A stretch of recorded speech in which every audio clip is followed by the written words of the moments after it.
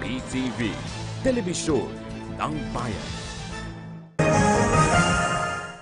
Magandang hapon Pilipinas, nagbabalik ang PTV Newsbreak. Umaasa ang World Wildlife Fund o ang Conservation Group sa likod ng Earth Hour Celebration na mas lalawak ang pag-unawa at partisipasyon ng mga kabataan sa pangalaga sa kalikasan sa kasalukuyang henerasyon.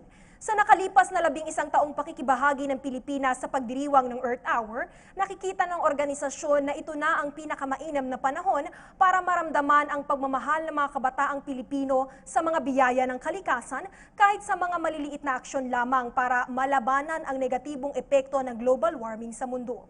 At para mapagtagumpayan ang naturang plano, bumuo ng isang National Youth Council ang World Wildlife Fund para mabigyan ng mas malawak na platform ang mga inspiring youth leaders na itinataguyod ang pangalaga sa kalikasan sa mga simpleng paraan tulad ng awareness-raising campaigns at tree planting projects.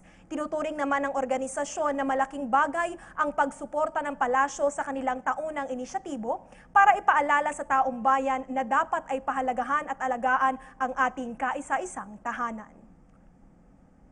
At yan ang nakalap naming balita sa oras na ito. Manatiling nakatutok sa PTV para sa pinakahuling ulat sa iba't ibang pangyayari sa bansa. Maaari rin kaming sundan sa aming PTV official Facebook account at sa aming Twitter account na @PTVPH. Ako si Joy Gumatay para sa PTV Newsbreak.